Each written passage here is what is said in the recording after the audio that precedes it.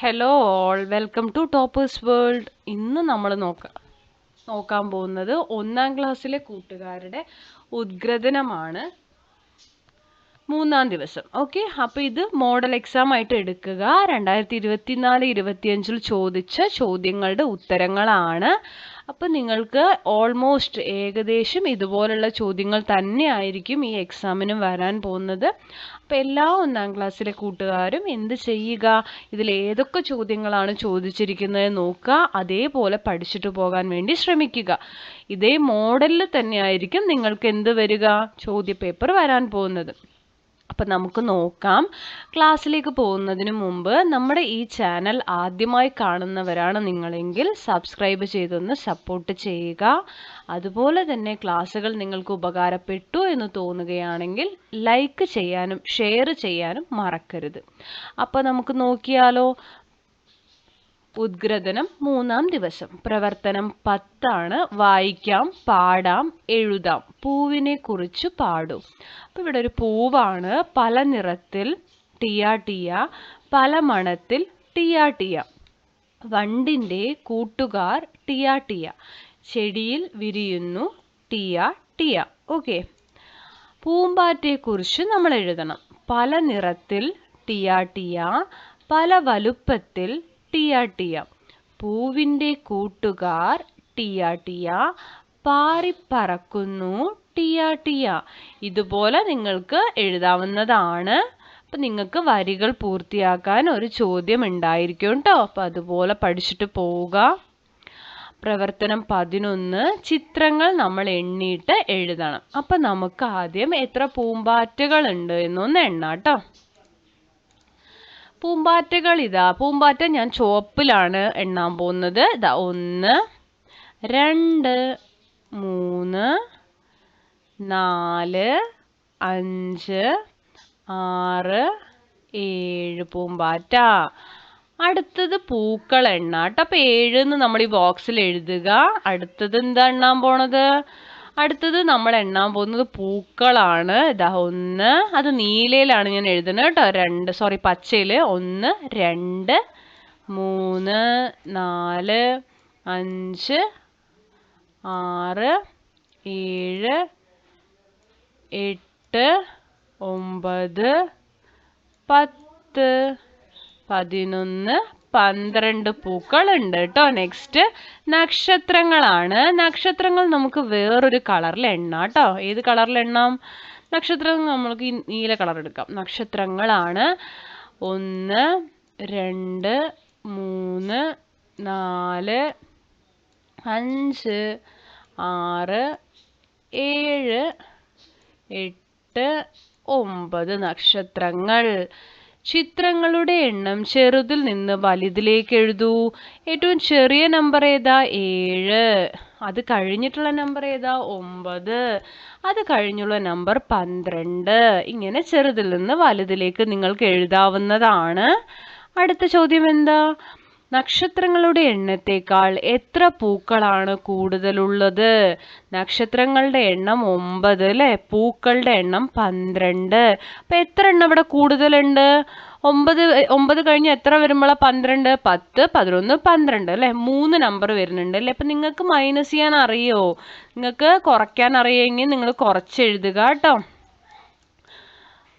അല്ലെങ്കിൽ 9 വിരലെടുക്കുക. അതിനുശേഷം എത്ര വിരലുകൾ വന്നാലാണ് 9 വരിക, 12 വരിക നോക്കുക. 9 വിരലെടുക്കുക. ദെൻ 10, 11, 12 എന്ന് പറഞ്ഞിട്ട് 3 വിരലുകളും കൂടി എടുക്കുക. അപ്പം 3 ആണ് ആൻസർ വരിക. ഫഹദ് വരച്ച ചിത്രം നോക്കൂ. സംഖ്യകൾ ക്രമത്തിൽ എഴുതി പൂർത്തിയാക്കൂ. അപ്പോൾ ഫഹദ് വരച്ച ചിത്രത്തിൽ നമുക്ക് ആദ്യം 12 ഉണ്ട്, 14 ഉണ്ട്, 16 ഉണ്ട്. എത്ര നമ്പറാണ് ഇവിടെ കൂടി വന്നിരിക്കുന്നത്? 12ൻ്റെ കൂടെ 2 കൂട്ടുമ്പോൾ അല്ലേ? 12 കഴിഞ്ഞാൽ 13, 14 ഒരു അക്കം വിടുക അല്ലേ? 12 കഴിഞ്ഞാൽ 13 എഴുതണ്ട, 14 എഴുതുക. 14 കഴിഞ്ഞാൽ 15 എഴുതണ്ട, 16 എഴുതുക. 16 കഴിഞ്ഞാൽ 17 എഴുതണ്ട, 18 എഴുതുക. 18 കഴിഞ്ഞാൽ 19 വേണ്ട, 20 എഴുതുക. 20 കഴിഞ്ഞാൽ 21 വേണ്ട, 22 എഴുതുക. 22 കഴിഞ്ഞാൽ 23 വേണ്ട, 24 എഴുതുക. അപ്പോൾ കൂട്ടുകാർക്ക് ഇത് മനസ്സിലായി എന്ന് വിചാരിക്കുന്നു. നെക്സ്റ്റ് വരുന്നത് പ്രവർത്തനം 12 ആണ് ഇഴയൻ പുഴു. പട്ടിക പൂർത്തിയാക്കാം.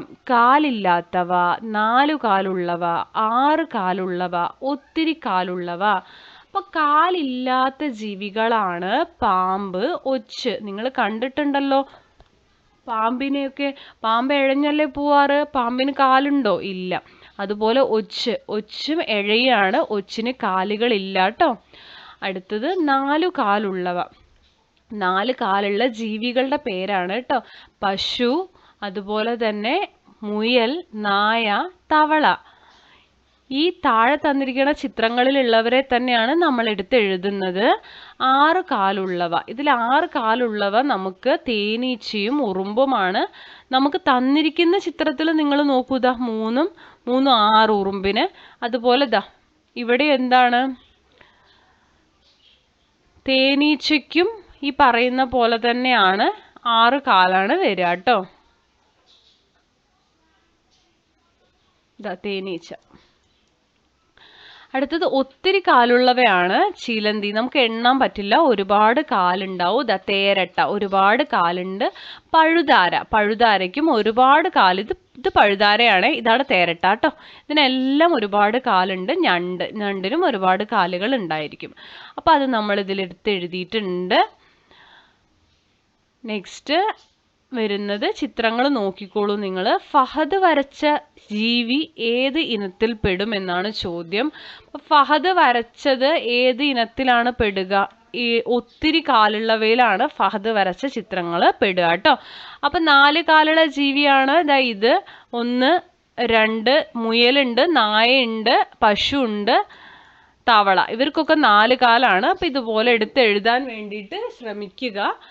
നെക്സ്റ്റ് വരുന്നത് പ്രവർത്തനം 13 ആണ്. പട്ടിക പൂർത്തിയാക്കൂ. കുട്ടിയുടെ പേര് ഋതിക, മിനിക്കുട്ടി, ആമിന, രാജി, സുമേഷ്. കിട്ടിയ മിഠായി, തിന്ന മിഠായി ഉണ്ട് കേട്ടോ. അപ്പൊ 15 മിഠായി കിട്ടി, നിങ്ങൾ 5 മിഠായി തിന്നു. അപ്പൊ 15ന്ന് 5 കുറയ്ക്കണം. അപ്പൊ എന്താ ഉത്തരം വരും? 10. അടുത്തത് മിനിക്കുട്ടിക്ക് 20 മിഠായി കിട്ടി, 12 മിഠായി തിന്നു. ബാക്കി എത്രയാ? 8. ആമിനയ്ക്ക് 25 മിഠായി കിട്ടി, 14 മിഠായി തിന്നു. 25ന്ന് 14 പോയാൽ 11. രാജി 15 മിഠായി കിട്ടി, 9 മിഠായി തിന്നു. 15ൽ നിന്ന് 9 കുറച്ച് എത്രയാ വരിക? 6. സുമേഷിന് 10 മിഠായി കിട്ടി, 10ഉം തിന്നു. അപ്പൊ എത്രയായി? 0. പിന്നെ നമ്മുടെ കയ്യിൽ ഒന്നും ഇല്ലല്ലോ.